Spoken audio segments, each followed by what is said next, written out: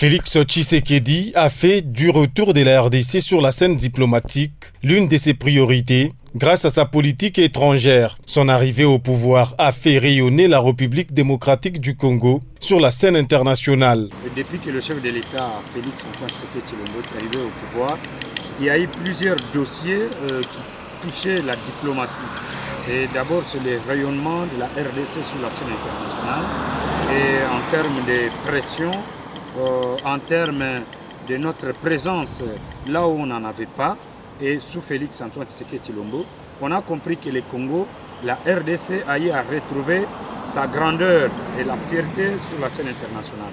Dans sa lutte diplomatique, Félix Tshisekedi a permis d'ouvrir des relations avec les Émirats arabes unis, rouvrir l'espace Schengen et mettre fin aux sanctions européennes qui frappaient les anciens dignitaires du régime Kabila, a poursuivi cet internationaliste. Cette ambassade, c'est pour faciliter les activités commerciales entre les opérateurs économiques et les commerçants congolais qui avaient des difficultés pour se rendre à Abu Dhabi, et les Émirats arabes unis ont ouvert aussi leur ambassade à Kinshasa. Et il ne s'est pas limité par là.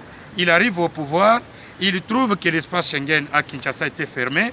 Il a d'abord milité pour que tous les anciens dignitaires du régime passé devraient être, qui étaient sur la liste de l'Union européenne, sanctionnés, y compris même celui qui vient de s'attaquer à la RDC en criant, je ne sais pas, c'est quoi le truc, c'est Fleuve Congo, je ne sais pas.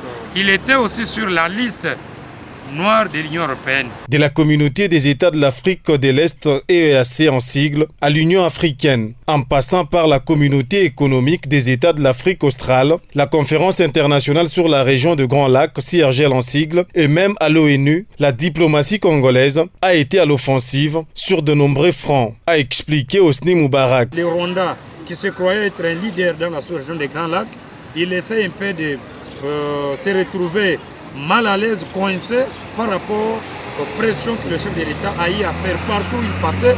Il disait c'est le Rwanda qui nous agresse partout. Et aujourd'hui, le Rwanda a compris.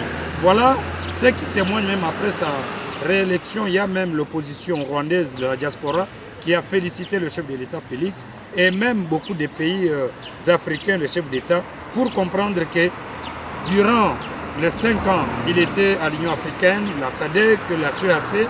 Le chef de l'État a fait beaucoup de choses par rapport à l'influence de notre pays.